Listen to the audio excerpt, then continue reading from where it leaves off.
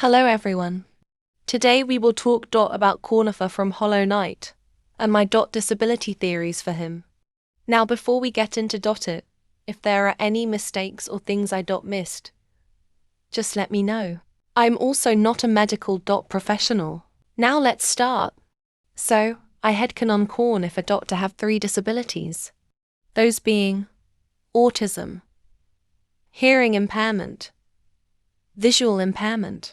First, let's talk about why I think Cornifer is autistic. Cornifer has a special interest hyperfixation on maps. Special interests are something a lot of autistic people have.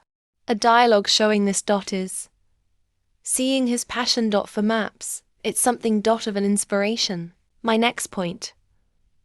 Cornifer likes to talk when you encounter him. An example of this.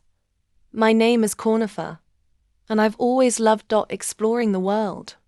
Why? When I first hatched, I wandered off, immediately, leaving my brothers and sisters and poor mother behind. That's why as soon as I could, I moved to Dartmouth with my wife. This could be interpreted as infodumping, which is something that some autistic people do. Poor safety awareness is sometimes a trait of autism. Cornifer has poor safety awareness. Sometimes he makes his maps in risky spots. My next point is that Cornifer likes small spaces. A dialogue that shows this is a dialogue by Elderbug. She's a tall bug, the wife. I told them to take a larger house, especially given they're all empty, that they like the look of that one. Cornifer also has poor social skills. I added dialogue evidence which is in brackets. He is overly friendly. I've told Cornifer not to speak to them. His heart and mind are a little too open sometimes. He doesn't listen to no. Corny keeps asking me to join him on his adventures, and I single quotes Veda always declined. My last point is that Cornifer's humming could be interpreted as a stim, or it could be something linking to my next theory.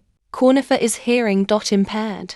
You may wonder, why am I using humming as evidence for a hearing impairment? This is because some hearing impaired people make these noises to ground themselves. This is called auditory stimming. It can help to self-soothe or regulate a person's emotions. The deaf person may not hear the sound, but they will feel the vibrations in their throat or chest. More possible evidence for Cornifer having a hearing impairment is this dialogue. Cornifer told me that the winds got so loud there, he couldn't hear himself speak. If this doesn't work as evidence for a hearing impairment, it could be a sign of autism. Some autistic people talk to themselves. Now, on to the third theory. Cornifer is visually impaired. Yes, I partially think this, because of his glasses. But there's a few other things too. For example, the way he is looking at a map. I view this as him trying to get his face as close as possible, but not being able to. He is quite big. Cornifer is also messy. His space is always surrounded with maps. Some visually impaired people struggle to keep their spaces clean. There is also a dialogue that could imply if our is visually impaired. Cornifer found it difficult to find his way. Well, more than he usually does. I think the wording is a sign that he already struggles with vision and the area he was in made it worse. Last topic of discussion. Deepness.